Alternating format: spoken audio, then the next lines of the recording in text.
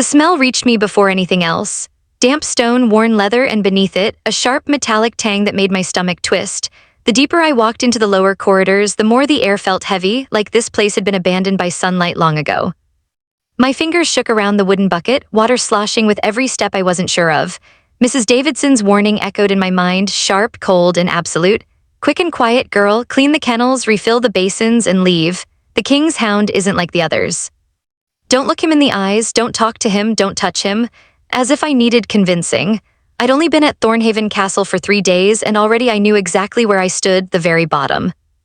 A replacement made for the girl who ran away in the dead of night, leaving behind nothing but a torn, blood-stained apron no one wanted to explain.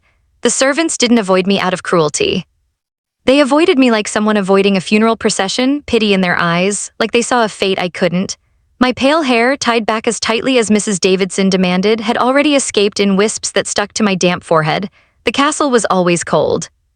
Even in summer, but down here in these stone halls buried beneath the earth, the cold felt rooted as if winter lived here permanently.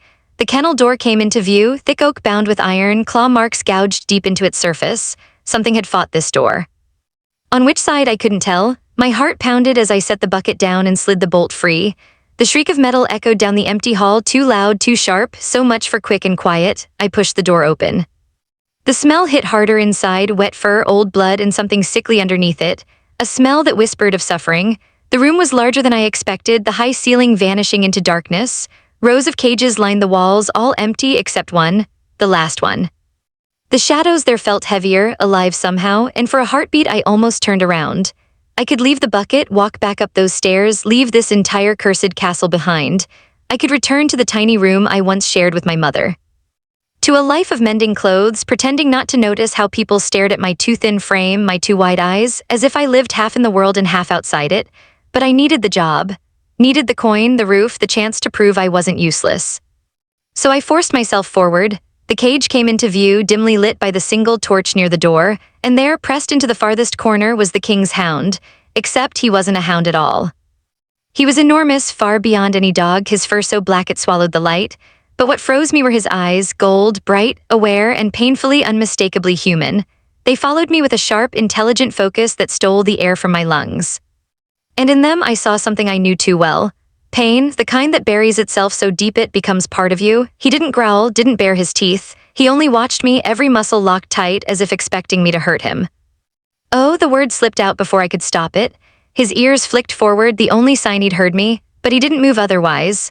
They told me he was the Alpha King's personal hound, too large and too unpredictable to live with the hunting packs. But looking at him now, at the raw clarity in his eyes, I felt a cold certainty settle inside me. Something here was terribly wrong. "I'm just here to bring fresh water," I whispered as gently as I could, my voice shaking like I was speaking to a frightened child instead of a creature strong enough to tear through iron. "I won't hurt you." He shifted only the slightest movement, and I saw the bowl by the bars. The water inside was green, thick with algae, dotted with specks of something dark. My chest tightened. How long had he been left like this? I lowered myself into a crouch, slow, small, unthreatening. "I'm going to come a little closer," I murmured, "just to change your water, that's all." His eyes narrowed, studying me, but he didn't growl. I took that as permission, or the closest thing to it I was going to get. The stone floor was icy against my knees as I crawled forward, pulling the heavy bucket beside me. The wolf's breathing grew louder the closer I got, ragged, uneven, each exhale breaking into a faint wheeze that tightened something deep in my chest. Up close, the damage was impossible to ignore. His ribs pushed against his dark fur, and his once thick coat had turned dull and tangled. "When was the last time anyone fed you?" I whispered, mostly to myself. "Or even brushed you?" I reached toward the filthy water bowl and froze. Something was wrong, something hidden in his fur. At first it looked like burrs, tiny shapes sticking out from his spine. But as my eyes adjusted to the dim light, I leaned in, ignoring the instinct screaming at me to back away. They weren't burrs, they were needles. Dozens of thin metal needles shoved into his skin. Some had been there so long the flesh around them was swollen and oozing.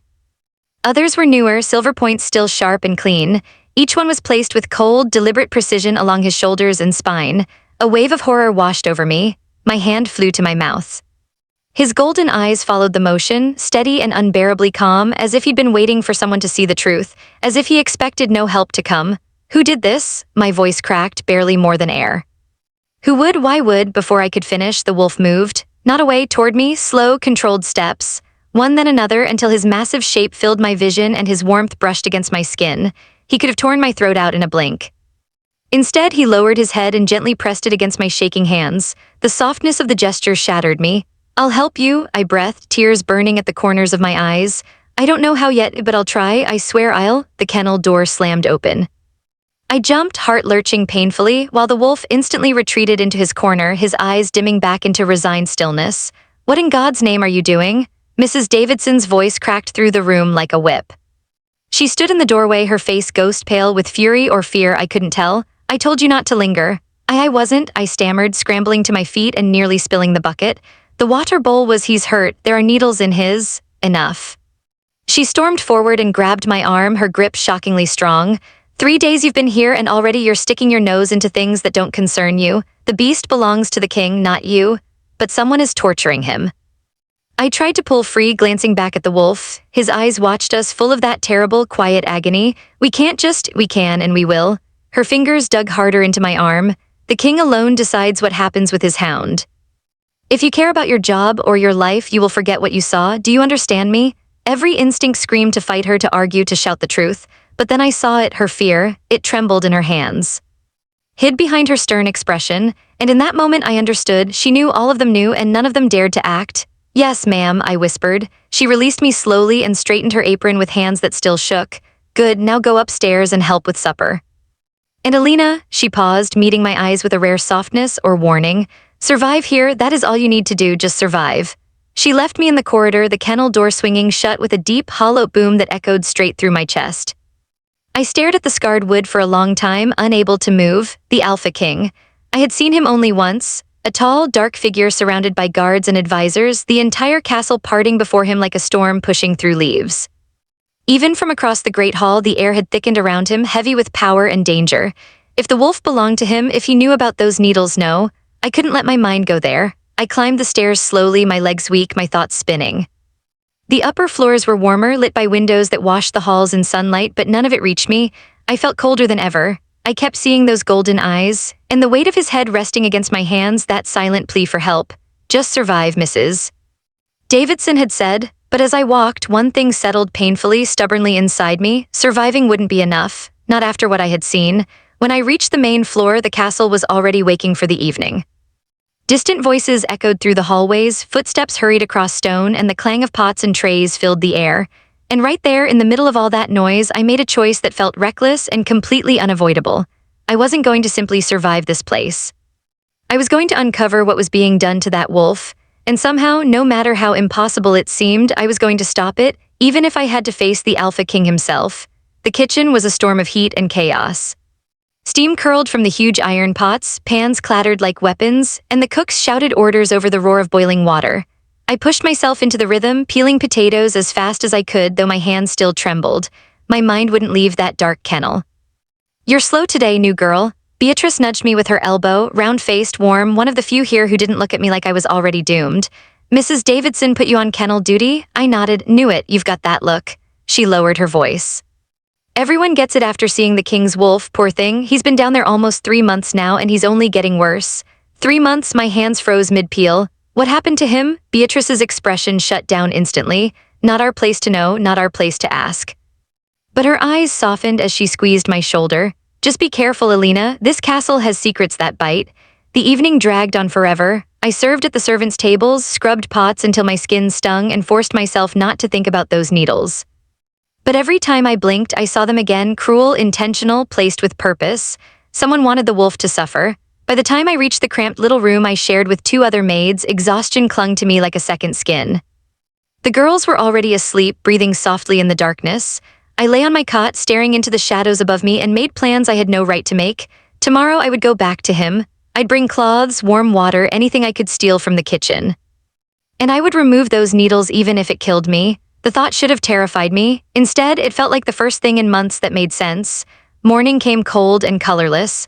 I slipped out of bed before the others stirred, dressed quickly, and crept down to the kitchens. The cook wasn't due for another hour. I knew exactly where she kept the medical supplies, simple things for burns and knife slips. I grabbed clean linen, a jar of salve, and a small bottle of diluted alcohol, tucking them deep into my apron. My heart pounded the entire time, convinced someone would catch me, question me, drag me away. But no one appeared. The lower halls were colder than yesterday. Most of the torches had burned low or gone out completely.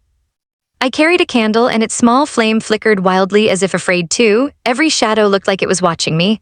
The kennel door stood ahead, hulking and silent. I hesitated only long enough to steady my breath, then slid the bolt free. He was awake. His golden eyes caught the candlelight immediately, reflecting it back like twin sparks floating in the dark. He didn't move, but I could feel him watching, waiting. "I came back," I whispered, setting the candle on a narrow shelf. "I know I shouldn't have. I know this is probably the stupidest thing I've ever done," but my throat tightened. "But I can't leave you like this." Something shifted in his gaze, not aggression, not fear, something almost startled. I stepped closer to the bars, holding my hands up to show they were empty. "I'm going to try to take out the needles. It's going to hurt, and I'm so sorry, but leaving them in will hurt worse. Do you?" My voice dropped. "Do you understand me?" For several seconds, he didn't move at all. Then slowly, with intention so clear it made my breath catch, he lowered himself to the stone floor, stretching along it so his spine faced me. He was offering himself, trusting me, accepting the pain. The intelligence behind the gesture shook me. This wasn't a normal wolf. "Not even close. You're not just a wolf, are you?" I whispered. "You're something else to someone else." His eyes closed for a moment, then opened again, and in them I saw the answer, yes, and relief that someone finally recognized it. My hands trembled as I reached through the bars. The cage was meant to trap him, but the gaps between the bars were just wide enough for my hands. I swallowed hard. "I'm going to touch you now," I whispered. "I'll be as gentle as I can." His fur was rough under my fingers, tangled with dirt and dried blood. I found the first needle, an old one, its surrounding skin hot, swollen, and angry. I took a breath, whispered a prayer I barely believed in, and pulled. The wolf's entire body went stiff. A low, broken whine slipped from his throat, but he didn't jerk away, didn't snap, didn't resist. The needle slid free with a wet, sickening sound, and the rancid smell of infection rose so sharply I almost gagged. I'm so sorry," I whispered again and again, fumbling for the cloth and alcohol. I cleaned the wound through the bars, spread a thin layer of salve, and moved to the next needle, and then the next, and the next. Time disappeared. There was only the wolf's shuddering breaths, the small tremors that shook his muscles each time I pulled a needle free, and my quiet apologies filling the cold room. Some needles were buried deep, forcing me to work them loose slowly, carefully, terrified of hurting him more. Others came out easily but left behind wounds that bled freely or oozed with infection. By the time the final needle came out, 27 in total, my hands were shaking so badly I could barely hold the cloth. The wolf was trembling too, his eyes squeezed shut, chest heaving with pain he'd endured in silence. My fingers were smeared with blood, pus, and the bitter sting of alcohol. My stomach churned with horror. "Who did this to you?" I whispered again, barely breathing. "What kind of monster would?" The wolf opened his eyes and looked past me, straight toward the door. I turned. A man stood there, silent, motionless, like he'd stepped out of the darkness itself. He was tall, broad-shouldered, wrapped in black clothing tailored to his body like armor woven from shadows. His dark hair brushed his collar, and his eyes, his eyes caught the candlelight in shades of molten amber. He didn't need a crown or guards to announce who he was. The Alpha King. Power rolled off him in waves, thickening the air until it felt heavy enough to choke on. My body reacted before I could think, terror slamming through me like a blow. I lurched to my feet so fast I almost knocked over the candle. I had been caught helping the wolf, caught disobeying orders, caught stealing supplies. I was going to die here. "Why, Your Majesty," I breathed, the words scraped out of me in a whisper. I dropped into a curtsy so deep my knee hit the stone, head bowed, trembling so hard I could barely stay upright. Silence stretched between us, broken only by the wolf's uneasy breathing. Then the king spoke. His voice was nothing like I expected, low, rough, like the sound of stones dragged together. It carried a weight that settled directly into my bones. "What are you doing?" My throat closed, I could hardly speak. I'm sorry, Your Majesty," he was hurt. I couldn't. Look at me. It wasn't loud, but it wasn't a request. I forced my head up, forced my eyes to meet his, and instantly wished I hadn't. His gaze hit me like a physical force, sharp, unreadable, far too aware. It made me want to shrink back, hide, disappear, but there was something else there too, something I couldn't name. "You removed them," he said, not a question. His eyes flicked to the wolf, then to the pile of bloodied needles beside me, then back to my face. "All of them?" I didn't know what answer he wanted. Didn't know if admitting it would get me executed faster or slower. The king stepped closer, slow, controlled movements, like a predator making sure its prey had nowhere to run. When he stopped in front of me, he stood so near I could smell the faint scent of cedar and smoke woven into his clothing. He studied me and I felt pinned in place. "What's your name?" "Alina, Your Majesty, Alina." He said it softly, like testing the taste of it. "You've been here less than a week." "3 days, Your Majesty, for now, I suppose." And in 4 days, you've done what every other servant here has refused to do for 3 months. His voice turned quiet and dangerous. Why? 1,000 truths pressed against my tongue because it was right, because I couldn't ignore that suffering, because he looked at me like he wanted to live but didn't believe he deserved to. Because those golden eyes begged for anyone to help, but I couldn't say any of it. My jaw locked, my throat burned, and I stayed silent. I opened my mouth, trying to explain the pull that had dragged me down to the cellar twice, fighting against every rule and every instinct to protect myself, but the words refused to come. He was hurting, I finally said, the truth stripped to its bones. Something flickered across the Alpha King's face, too fast for me to read, gone before I could understand it. His jaw tightened as he looked back at the wolf. "Do you know what he is?" he asked quietly. I swallowed. "Not entirely, Your Majesty, but I know he's not just a wolf." "No," he said, voice low, "he is." He crouched beside the cage, and the wolf, the creature I had just peeled needles out of, followed every movement with wary human awareness. The king's voice dropped to a softer, heavier register. "He's my brother." The world seemed to tilt under me. I stared at the wolf, then at the king, then back again. But how?" "Cursed." The word fell between us like a stone splashing into dark water. 3 months ago, by a witch we trusted, she wanted power, wanted to force my hand in matters she had no right to touch. When I refused her, he gestured toward the cage. This was her revenge. My breath left me in a shudder. "Your younger brother," I whispered. "Trapped in this body," the king said, voice flat with contained fury, unable to shift back, unable to speak, barely able to eat. I stared at the wolf, at the prince, and everything clicked. The intelligence in his eyes, the controlled way he'd let me work. The silent plea behind every wince. A human mind locked inside an animal body, and for 3 months forced to endure torture disguised as treatment. "The needles," I said softly, "they were meant to help, so the court physician claimed." The king's voice hardened into ice. He said they would disrupt the curse's magic. His hands curled into fists. I trusted him, and instead he was working with the witch, prolonging my brother's suffering to weaken this kingdom. Bile rose in my throat, rage followed. "Where is he now?" I asked. A cold smile touched the king's mouth. Awaiting trial, I uncovered his treachery 2 days ago. He rose to his full height, shadows clinging to him like armor. He looked down at me, and for the first time since he entered the room, his gaze truly focused, sharp, assessing, almost searching. But I could find no one willing to tend to my brother properly. Everyone is afraid of him, of the curse of making things worse. Then he said it quietly but with a weight that rooted me in place. "Everyone except you." Heat rushed to my cheeks. "I just did what anyone would have." "No." His voice cut through the room like a blade. "You did what no one else had the courage to do. You saw past the creature and recognized the man still trapped inside." The wolf, the prince, made a soft sound, almost like agreement. The king's expression shifted again, and I felt the atmosphere in the room tighten. He had reached a decision. He straightened, shoulders squaring into that unmistakable, commanding posture that radiated authority. "Alina, from this moment on, you are relieved of all other duties." My heart stuttered. "Your sole responsibility," he continued, "will be caring for my brother. You will have whatever you need. Supplies, assistance, access to this wing, and you will report directly to me and no one else. Do you understand?" My throat felt too tight to speak, but I forced out a shaky nod. "Good." He took a step toward the door, then paused. His voice lowered, the edge of command easing into something almost human. "One more thing, the curse isn't permanent." He glanced at his brother. The prince watched him with those gold, burning eyes. "There is a way to undo it, a counter-curse, but it requires time and rare ingredients." Hope sparked inside me, bright and dangerous. "How long?" I whispered. "Weeks, perhaps months." His voice softened by a fraction. "But until then, he needs someone who won't give up on him, someone who sees him, not the curse." His gaze found mine again, steady and deep. "Can you do that?"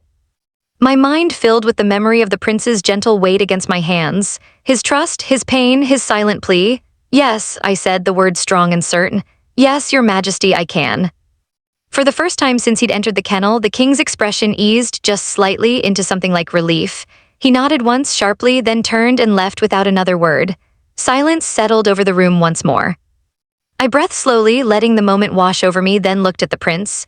He stared back, and this time I saw something new in his eyes. Hope. I sank back down beside the cage, exhaustion pulling at my limbs, but a strange, fierce excitement burning through me. "Well," I murmured softly, "it looks like we'll be spending a lot of time together, you and I." The prince's tail moved, just a flick, barely there, but it was enough. Enough to tell me this wasn't the end of something. It was the beginning. The first page of a story I was suddenly, unmistakably part of. The kennel became my entire world.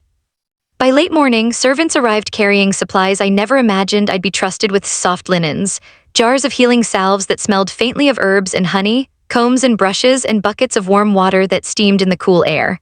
They set everything inside without meeting my eyes. Not one of them dared look at me directly. Word spread fast in Thornhaven Castle. The new maid had caught the king's attention. In a place built on rigid hierarchy and whispered secrets, that made me either blessed or marked. I decided to believe in blessed. The prince watched everything with tense alertness, his golden eyes tracking each servant as they came and went.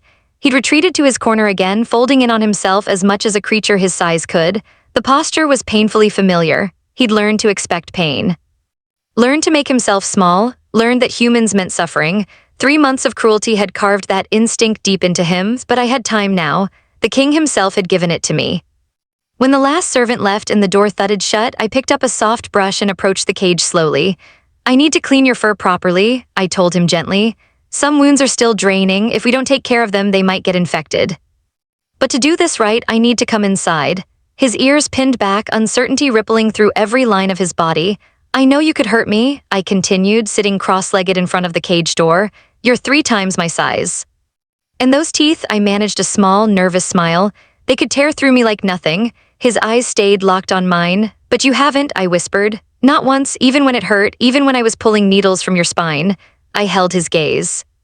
"I'm choosing to trust you. Can you trust me back?" He didn't move, didn't blink. Then slowly, with a deliberateness that sent warmth flooding through me, he rose and stepped toward the door.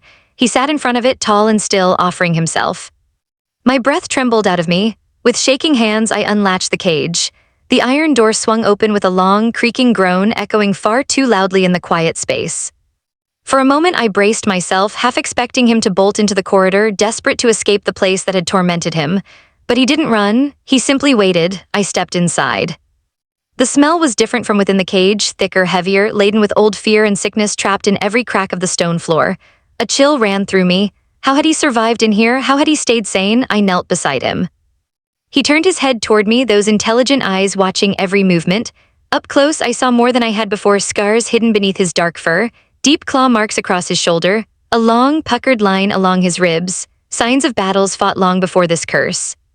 Pain hadn't just found him recently, it had always followed him. "Let's start with your coat," I murmured. I ran the brush down his flank. The first stroke pulled out tangled clumps of fur, dirt, and debris. The prince shuddered but didn't move away. "That's it," I whispered. "You're doing so well." I worked slowly and gently, brushing in long, steady strokes. I talked the whole time, not about anything important, the morning light on the courtyard stones, the smell of fresh bread in the kitchen, the cat I'd seen napping under the herb garden. Human things, everyday things, words to remind him he wasn't an animal alone in the dark. Gradually, his muscles softened beneath the brush. The tension drained out of him bit by bit until he leaned slightly into the strokes, eyelids drooping in something close to comfort. "There you are," I breathed. "That's the man underneath." His eyes opened and fixed on me with startling intensity, gratitude and something deeper, something that looked like awe, as if he couldn't believe kindness was real. I worked on him for hours. The brush moved easily now through fur that began to shine again. Then I tended to his wounds, cleaning each carefully and applying fresh salve. He bore it all with quiet strength, whining only when a particularly raw spot sent pain shooting through him.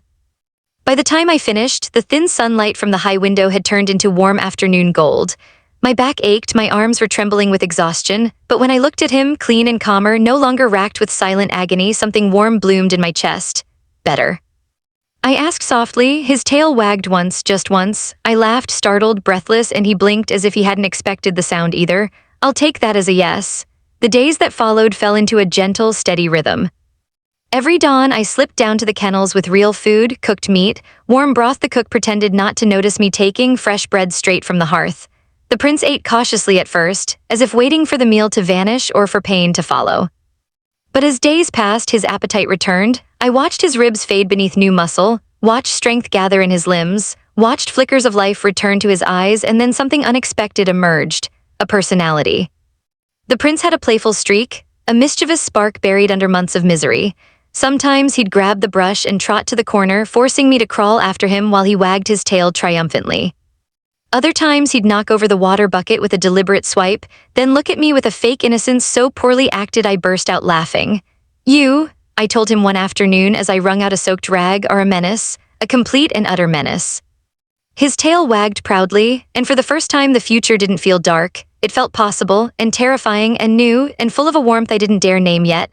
I can't imagine what you were like before the curse, I murmured, brushing loose fur from my hands. If this warmth, this playfulness, is you recovering, then you must have been extraordinary. The prince made a sound I'd come to recognize as his version of a laugh, a deep, breathy huff that shook his whole chest. Then he stepped forward and pressed his massive head against my torso with such enthusiasm that I nearly toppled backward. I caught myself, laughing softly as I wrapped my arms around his neck and sank my fingers into his thick, warm fur.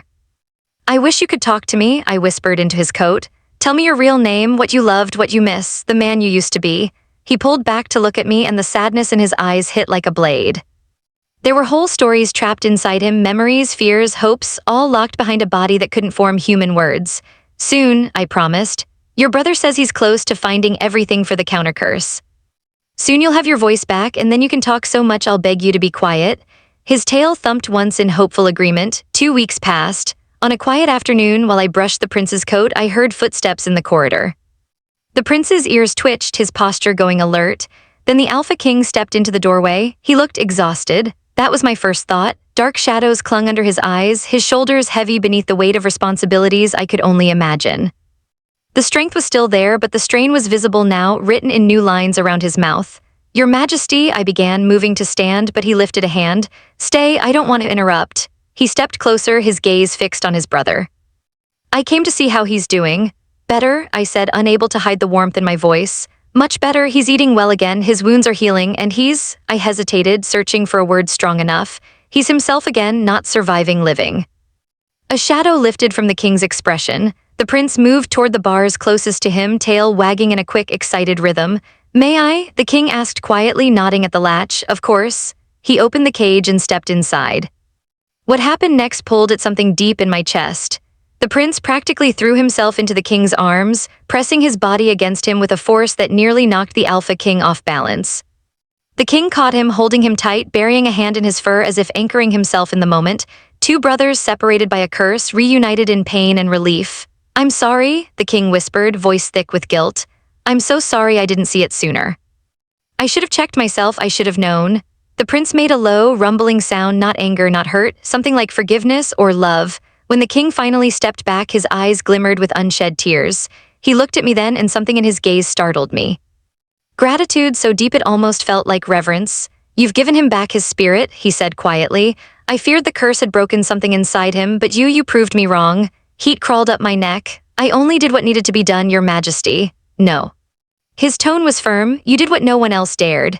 He straightened, brushing fur from his clothes. I have news, he said. The final ingredient for the counter-curse has been found. A delegation leaves at dawn. My breath caught. How long until they return? A week, maybe 2. The journey is dangerous. Blackwood Forest is contested territory, but I'm sending my best trackers. He looked at his brother with fierce determination. My brother will be free of this curse before the month's end, I swear it. The prince's whole body vibrated with excitement, tail wagging wildly. Did you hear that? I asked him, laughing with pure joy. 2 weeks and you'll be yourself again. The king watched us with a thoughtful expression. Then he said, Elena, once my brother shifts back, he will need time to adjust. Months in a wolf's body cause lingering effects, physical and mental. He paused. I want you to continue caring for him if you're willing. I turned to the prince. His golden eyes locked on mine, eyes that had once belonged to a man, a prince, someone who had lived a life so far above my own it might as well have been another world entirely. And in 2 weeks he would return to that world. A world where I didn't belong, where I could never belong. My heart tightened painfully in my chest, because somewhere along the way I had stopped seeing him as just the prince or the wolf. I was seeing him, just him. And that terrified me more than any curse ever could. Your Majesty, I know. He cut me off with a dismissive wave as if the answer had never been in question. He didn't need to explain more. I didn't need to defend myself. The truth sat heavy inside my chest. Right now, the prince wasn't just a cursed royal. He was my friend, my responsibility, the one person I had fought for when no one else dared. Yes, Your Majesty, I said softly. I'm willing. The king nodded, satisfied. Good. I'll make the necessary arrangements. He turned toward the door but stopped with his hand on the frame. There's one more thing. His voice dropped a shade lower. The witch who cursed my brother is still out there, and she won't sit quietly while we break her spell. Once he's free, she may strike again, or worse. Cold fear trickled through me like melting ice. What should we do? Be vigilant, he said. Trust no one outside this room. His eyes flicked to my face, hard and determined, and stay close to him. I have a feeling, he stopped himself, shook his head.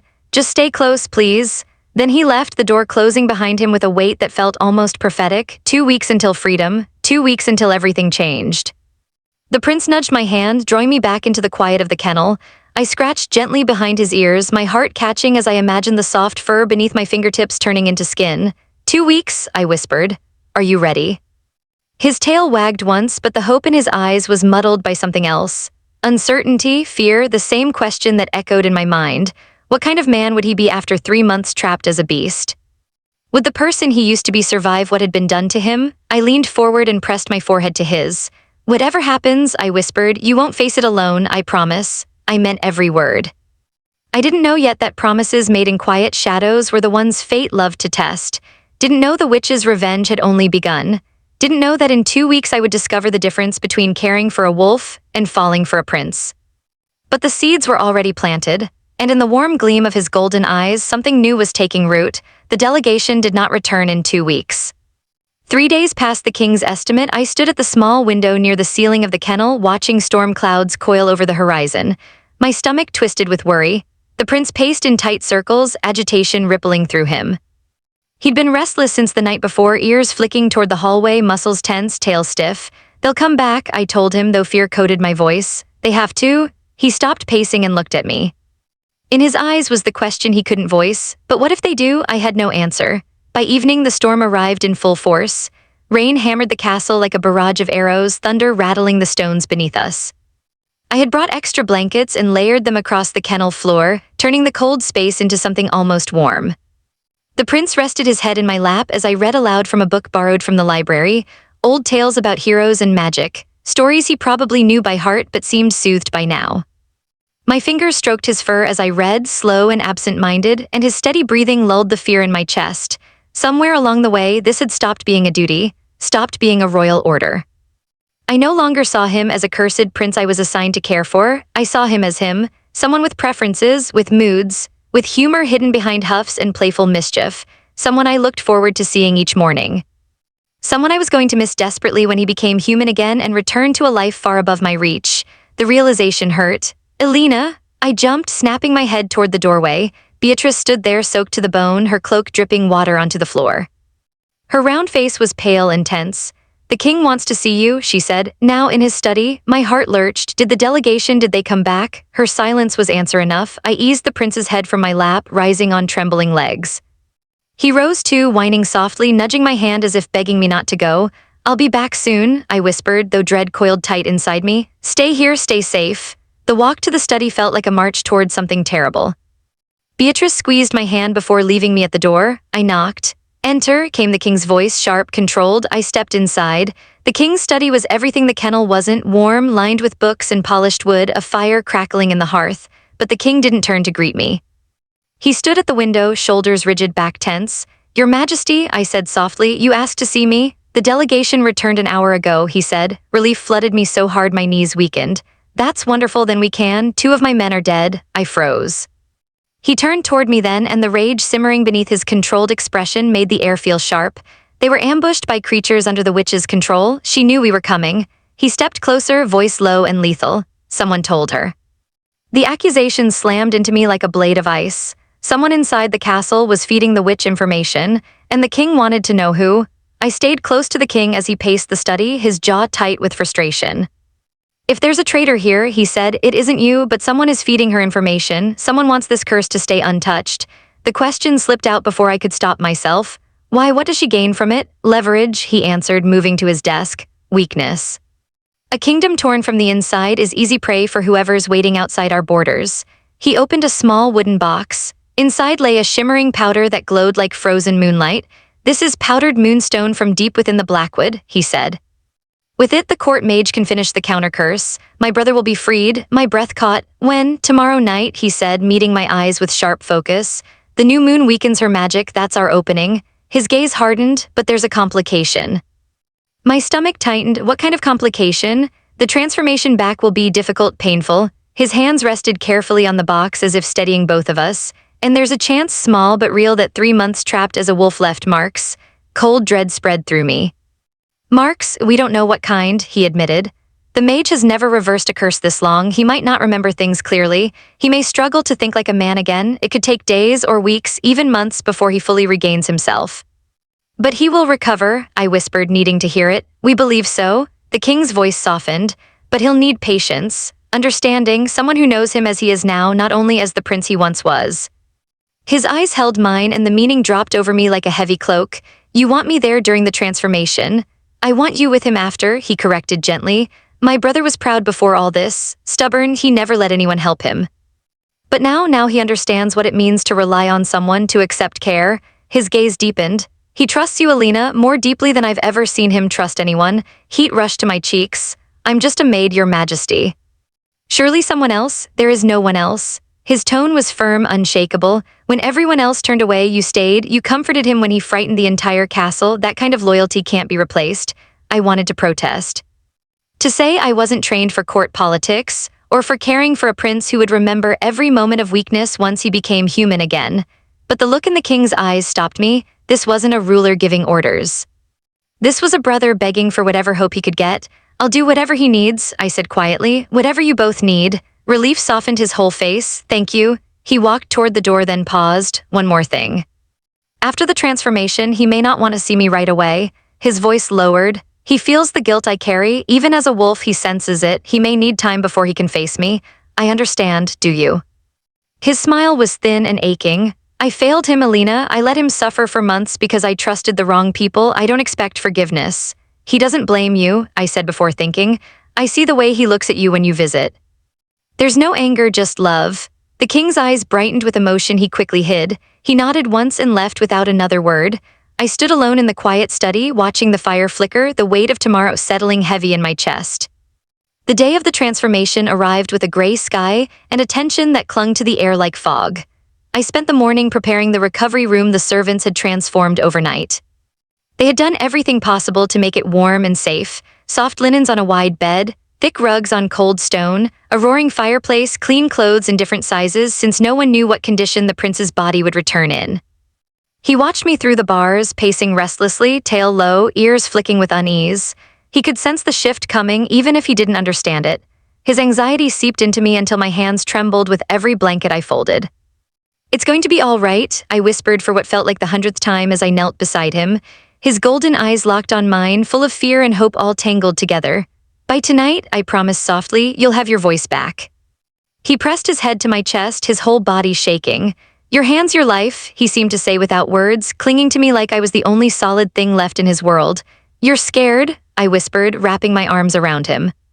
His fur was warm, but the tremble beneath it made my heart twist. I know change feels like a monster stalking you from the dark. Even when you want it more than anything, it's still terrifying, but you're strong. You've lived through horrors no one else could have survived. This is just another battle. He lifted his head and his golden eyes locked on mine. The trust in them was so raw it stole my breath. I'm staying with you, I promised quietly. All the way through, I won't let go, not for a single heartbeat. The court mage arrived at sunset. Alara, small, ancient, sharp as a blade, stepped into the kennel like she had walked this path 1,000 times. Her long gray braid swung behind her as she began her work, drawing silver symbols across the stone floor, placing candles in careful lines, whispering words that made the air thicken with power. The king stood in the corner, rigid and silent, every muscle pulled tight with fear. I knelt beside the prince, my fingers buried in his fur as I watched Alara finish her preparations. The change will take about an hour, she said without looking up. It will be brutal, I cannot soften it. Breaking a curse like this is like tearing out roots grown into bone.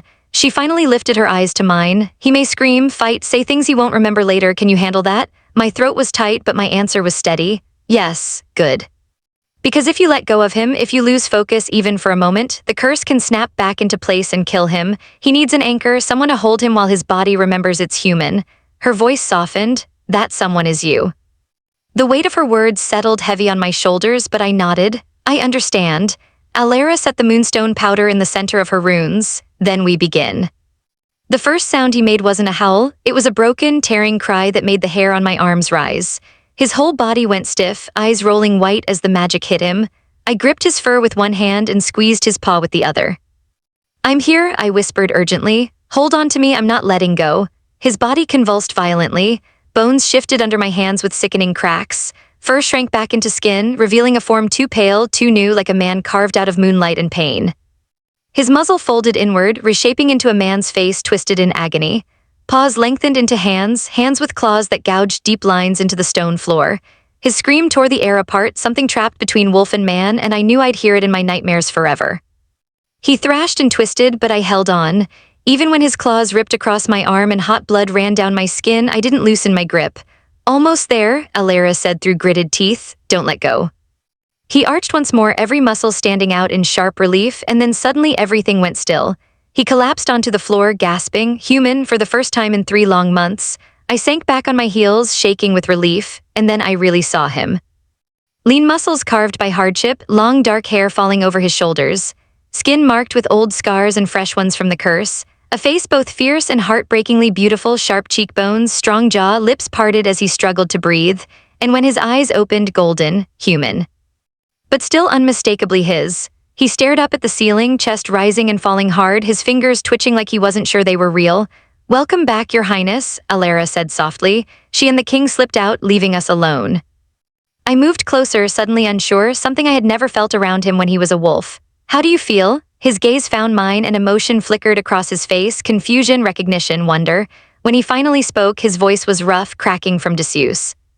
"Like I've been broken apart and put back together wrong. A weak, painful laugh, everything feels strange, too much and not enough. That will pass," I told him gently. "Your body just needs time." He pushed himself up slowly, staring at his hands as though they belonged to a stranger. Then his eyes fell to my arm, blood smeared across the skin where his claws had cut me, his whole expression shattered. "I hurt you." "It's nothing," I said quickly, "just a scratch." "I hurt you," he repeated, voice breaking. "You held onto me, stayed with me, and Damien," I whispered, "it wasn't your fault." He reached toward my injury, fingers trembling, hovering over the wound like he was afraid to touch me and make it worse. "You kept your promise," he said quietly. "You didn't leave me. I told you I wouldn't." He stared at me for a long, breathless moment, then in a soft voice that hit me straight in the heart, "Thank you, Alina, for everything. For seeing me when I couldn't see myself." Tears burned behind my eyes. "You're welcome, Your Highness." He shook his head, breath unsteady. "My name is Damien, and after everything we've survived, I think you've earned the right to use it." A shaky smile broke across my face despite the tears gathering. "Damien," I whispered, and he smiled back. "Damien," I whispered. He gave me a small, unsure smile, but it was real. And in that fragile smile, I felt the beginning of something neither of us had been prepared for, something that was about to change both our lives. The days after Damien's transformation were far harder than any of us expected. His body was human again, but 3 months trapped in a wolf's instincts had left deeper wounds. He moved like he didn't trust his own legs, standing too quickly, stumbling, reaching out for balance that wasn't there. More than once, he dropped objects because his hands didn't work the way he remembered. Even using a chair seemed strange to him. Sometimes I found him curled in a corner on the floor instead of resting on the bed, his body falling into old habits before his mind recognized what he was doing. He would jerk awake, startled and ashamed, and my heart ached every time. But the physical struggles were nothing compared to what was happening inside him. He had spent 3 months unable to speak, thinking in feelings and instincts rather than words. Now that his voice had returned, language felt like a weight. He would open his mouth to speak, try to form a sentence, then stop halfway with frustration tightening every line of his face. So I stayed with him just as I had promised. I talked to him like I always had, soft, steady, filling the silence so he didn't drown in it. When he faltered, I didn't push. When he grew frustrated, I simply waited until he tried again. "You don't need to be perfect right away," I told him one gray afternoon as he sat beside the window, staring out at the courtyard like he wasn't sure he belonged in the world he was looking at. "You went through something terrible. Healing takes time." "Time," he echoed, voice rough and tired. "How much time does it take to feel like yourself again, to see your own face and know it's yours?" I sat beside him, close enough that our shoulders brushed. "I don't know," I admitted. "But however long it takes, you won't go through it alone." He turned his head and really looked at me like he was seeing something he hadn't noticed before. "Why are you doing all of this?" he asked quietly. "You fulfilled your role, the curse is broken. You could ask for a new assignment, you could walk away. This is my life now." I swallowed, then let the truth come out. "And I care about you, not because you're a prince, not because the king asked me to, but because you're you. You trusted me when you had no reason to. You were gentle with me even when you were hurting. I'm not leaving." Something softened behind his eyes, something warm and dangerous. "You're remarkable," he said. "Anyone else would have run after what happened during the transformation, but you didn't." I promised, I reminded him. You did, he murmured. His hand moved toward mine, hesitating only for a moment before settling on top of it. The warmth of his touch sent a slow heat through my chest. I remember everything, Alina, he said softly. Every word you spoke to me, every kindness, every moment you stayed when I thought I'd lost myself. You don't? I do. His fingers tightened around mine because you should understand something. I held my breath. When I was trapped like that, I'd given up. His voice cracked. I thought that was my fate. Pain, confusion, silence, forever. Then you walked into that cage. Terrified, yes, but you didn't turn away. You saw me, not the monster, me. His eyes glowed softly, painfully. You gave me a reason to fight. He turned toward me fully, his face closer than it had ever been. And now that I'm myself again, I realize something I never saw clearly before. What is it? My voice came out as barely more than a whisper. I don't want to be the man I was before the curse, he said. That arrogant prince who thought needing no one made him strong. I want to be someone better, someone who sees the world the way you do, with courage and compassion. His hand rose, stopping just before touching my cheek as if asking permission without words.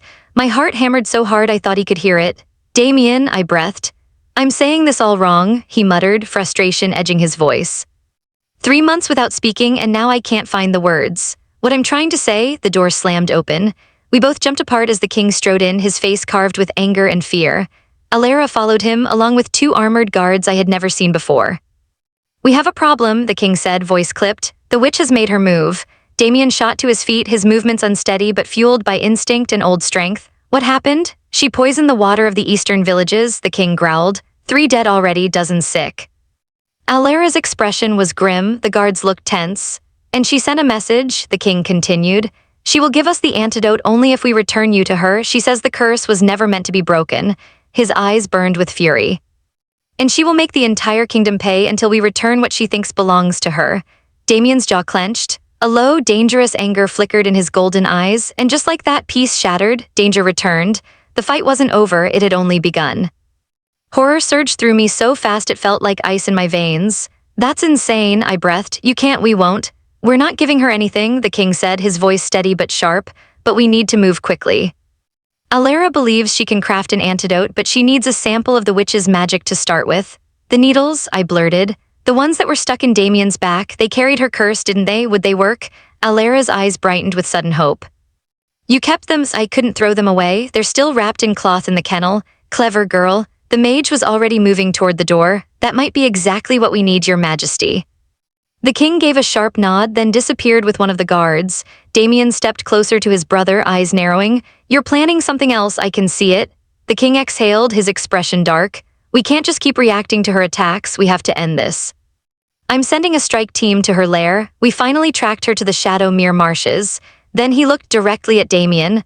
I need you with them. Your connection to the curse makes you the only one who can get close enough to break her wards. No. The word tore out of me before I even thought. He's barely recovered. You can't ask him to. I can, the king said softly, and I have to. If we don't stop her now, she'll keep killing innocent people to get what she wants. I looked at Damien. The resolve in his golden eyes told me everything. He had already made up his mind. Then I'm going with you, I said firmly. Both brothers whipped their heads toward me. Absolutely not, the king snapped. It's far too dangerous. You'll need someone who understands how the curse affects him, I argued. Someone who can tell if she tries to bind it again and he's still healing. He needs someone watching his back. The king hesitated, then slowly nodded. She's right, Morgana's magic behaves unpredictably. Having someone who's familiar with its effects could save his life. Damien looked ready to protest, but I stepped in close, my voice low so only he could hear. You said you remember everything, I whispered. Every word, every promise. Then you know I meant it when I said I wouldn't let you face things alone. Something softened in his expression, something warm, vulnerable, almost breaking. You're infuriating, he muttered. I've been called worse, I whispered back with a small smile, usually by people I'm helping. He let out a short, surprised laugh, real and unguarded. All right, you can come, but you stay behind me at all times. Understood. The king watched us with an unreadable look. We ride at dawn, Alara will have the antidote by then. We'll deliver it to the villages on our way, and with luck, Morgana will be neutralized before sunset tomorrow. The Shadow Mere Marshes were every bit as awful as their name promised. We rode hard through the night, Damien, the king, 6 elite guards, Alara's satchels of magic, and me, until the terrain shifted from open fields to swampy wetlands. Twisted, dying trees rose out of black water. Fog clung low to the ground, thick with the smell of rot. Even the horses stepped carefully, ears twitching uneasily. Damien rode close beside me. With each passing hour, I watched him regain more strength. His posture straightened, his movements smoothed out, and the wolf-trained instincts that had clung to him seemed to settle into something balanced, something powerful. But tension still coiled beneath his skin. His hand kept drifting to the sword at his hip, fingers brushing the hilt as if testing its presence. "Tell me about before," I said softly as we eased across a narrow strip of dry ground. "Before the curse, what were you like?" He was quiet for a long moment. Finally, he exhaled. "Arrogant," he admitted. "Reckless, I thought being a prince meant nothing could touch me, that I didn't have to face consequences." His voice twisted with bitterness. The witch, Morgana, came to the court as a visiting dignitary, beautiful, charming, powerful. She pretended to be fascinated with the magical wards protecting the kingdom. I thought she was interested in me. He shook his head at his own foolishness. I didn't realize she was gathering information, not until she asked me to convince my brother to open the royal vaults. She wanted artifacts stored there, objects far too dangerous for anyone to use. "What did you do?" I asked quietly. I told her no. He gave a humorless laugh, and she didn't take it well. She revealed her true nature right there in the throne room. His jaw clenched at the memory. She said I needed to learn what it meant to be powerless, to depend on others, then she cast the curse. He paused, looking at me with those fierce golden eyes. "She was wrong," I said, my voice steady. And he looked at me like those words meant more to him than any magic in the world. "You were never powerless," I whispered. "Even trapped in that body, even suffering like that, you never broke. That takes more strength than she'll ever understand." Damien's fingers brushed mine, giving a gentle squeeze. "You always see the best in people," he said quietly. "Even when they can't see it themselves. I can't tell if that makes you incredibly wise or dangerously naive. Can it be both?" He huffed a soft laugh. "With you, probably. We're close," Alara called from ahead. I can feel her magic. Stay alert. The marsh seemed to shift around us, darkening in a way that had nothing to do with the sun. Shadows stretched unnaturally long along the waterlogged ground. The air turned icy and pale mist curled from our mouths. And then we saw her. Morgana stood in a clearing like she owned the world, her dark hair flowing around her as if stirred by an invisible wind. Sickly green orbs hovered in a circle around her, pulsing with magic. She was beautiful in a cold, terrible way, every feature sharp, elegant, and empty of anything human. Well, she purred. "The little prince walks on two legs again." Her lips curled. "How disappointing. I expected the curse to cling to you longer." "It's over, Morgana," the king said, voice ringing with command. "Stand down and face judgment. Continue this path and we'll have no choice but to kill me." She finished, laughing. The sound was like glass shattering. "Please try, but first let me show you what true power looks like." She raised her hands. The green orbs streaked toward us like venomous comets. Chaos exploded instantly. Guards shouted, swords clashed. Alara's voice rose in sharp, rapid incantations. Magic crackled through the air. Morgana's spells whipped across the clearing like living serpents. Damien yanked me behind him as curses slammed into the ground, sending mud and sparks flying. I saw a guard fall, struck by a green bolt. Saw the king's sword flare with protective runes as he blocked another attack. And then I saw Damien stumble, his whole body seized. His eyes flickered violently between gold and brown. Morgana was trying to drag the curse back over him, forcing the transformation. "No," I breathed, then louder with everything inside me. "No." I stepped around Damien before he could stop me, placing myself directly in front of him. It was a death sentence and I knew it, but I wouldn't watch him be pulled back into that nightmare. "Elena, move." Damien's voice broke, strained with pain as the magic tugged at him. Morgana's eyes shifted to me, curiosity melting into cruel delight. "Well, what do we have here?" The little maid who played nurse. Her smile sharpened. How precious. Her magic snapped toward me. I closed my eyes, waiting for pain. Instead, warmth. Golden warmth spreading through me like sunlight breaking through a storm. When I opened my eyes, a shimmering golden barrier surrounded me and Morgana's spell dissolved against it like smoke against glass. "Impossible," Morgana hissed. "You're nothing, a servant. How are you?" "She has a pure heart." Alara breathed behind me, awe in her voice. "True compassion creates its own magic. The rarest kind and the strongest shield against dark curses." The golden light surged brighter, expanding outward to wrap around Damien. I felt Morgana's magic recoil, felt her grip on him tear loose like ripping cloth, and suddenly I understood. All those moments I cared for him when everyone else was afraid, every time I chose kindness over fear, every time I refused to see a monster where I knew a man still lived, all of it had created something powerful. Love, not romantic, not yet. But a love born from empathy, from refusing to abandon someone drowning in darkness, and it was enough. Morgana screamed as her own magic snapped back at her. The green orbs burst apart. Alara's counterspell slammed into the witch, sending her crashing to the ground, powerless and defeated. Silence fell over the marsh like a heavy blanket. I stood trembling, the golden glow slowly fading from my skin. Damien was at my side in an instant, gripping my shoulders, eyes wide with fear and something deeper. "Elena, are you hurt? Look at me. Are you all right?" "I'm fine," I said breathlessly. I don't know what happened." "That was you saving my life," he said, voice rough with emotion. "Again, how do you keep doing that?" "I don't know," I whispered. "I just knew I couldn't let her take you back. I couldn't let her hurt you again, so I didn't." The king approached slowly, his expression no longer stern or wary but filled with something completely new, respect, and maybe something more. The moment Ara tightened the glowing restraints around Morgana, I felt the air shift. The witch lay unconscious, her power drained and her body bound in shimmering threads of magic. She looked small now, almost fragile. "We'll take her back to stand trial," Ara said, brushing dust from her hands. "Her strength is gone, she won't harm anyone again." Everyone began preparing for the long journey home, but Damien stepped away from the group and turned toward me. His golden eyes locked on mine with a force that made my heartbeat stumble. "Elena, I need to tell you something," he said quietly as if the words were fighting their way out, "and I have to say it now before I lose my courage." Heat rushed through my chest. "Damien. When I was trapped in that form," he said, voice low and rough, "I promised myself that if I ever became human again, I'd live differently. I'd try to see the world the way you taught me to see it, with compassion, with bravery. To value people not for what they can offer, but for who they are."